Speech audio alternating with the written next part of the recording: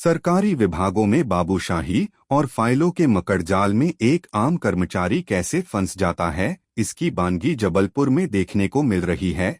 Banner पर लिखा है वंदे मातरम और पेंशन उपेक्षा तथा अन्य सेवा स्वत्वों हेतु मौन धरना प्रदर्शन। विजय पाटमा, जो बीएसएनएल टेलीकॉम फैक्ट्री जबलपुर से रिटायर हुए हैं, उनका आरोप है कि पिछले 2 सालों से वे अपनी प्रोविजन पेंशन के लिए दर दर की ठोकरें खा रहे हैं। पाटमा का कहना है कि उन्होंने स्थानीय स्तर से लेकर सर्कल और सेंट्रल लेवल तक पत्रों के माध्यम से अपनी बात पहुंचाई, लेकिन विभाग केवल आश्वासन का खेल खेल रहा है। पीड़ित कर्मचारी के अनुसार विभाग के अधिकारी यह कहकर गुमराह कर रहे हैं कि उन्होंने पेंशन फॉर्म जमा नहीं किए, जबकि पाटमा का दावा है कि वे 24 जुलाई 2024 को ही सभी आवश्यक दस्तावेज जमा कर चुके हैं। इस खींचतान के कारण उनकी आर्थिक स्थिति बेहद खराब हो गई है और वे सिस्टम की इस प्रताड़ना से तंग आकर अब आंदोलन की राह पर हैं।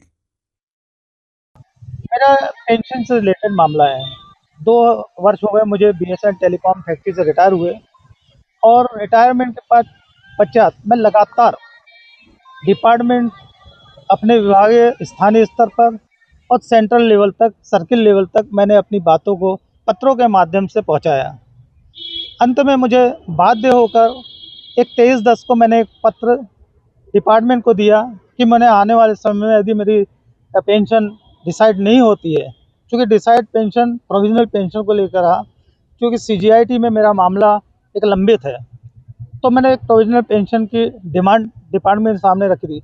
लेकिन साल भर बाद डिपार्टमेंट ने मुझे आश्वस्त किया कुछ पत्रों के माध्यम से कि आपकी प्रोविजनल पेंशन का आदेश स्वीकृत किया जाना है, इसके लिए आप ये पत्र फुलफिल करें।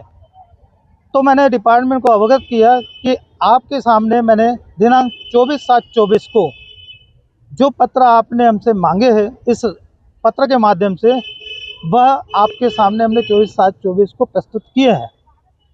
उसको लेकर डिपार्टमेंट ने और सीसीए पेंशन भोपाल ने मुझे 3-4 पत्रों के माध्यम से अवगत किया इन लोगों ने कि आपका प्रोविजनल पेंशन स्थायी आदेश के स्वीकृत किया जाना है, जिसके लिए आप ये पत्र दें। और मैंने वो सब पत्र आपके सामने ऑलरेडी सबमिट किए हुए थे, पर उस पर अब ये बात नहीं करना चाहते, और सभी डिपार्टमेंट को ये भ्रमित करते हैं कि इन्होंने पेंशन फॉर्म नहीं दिए।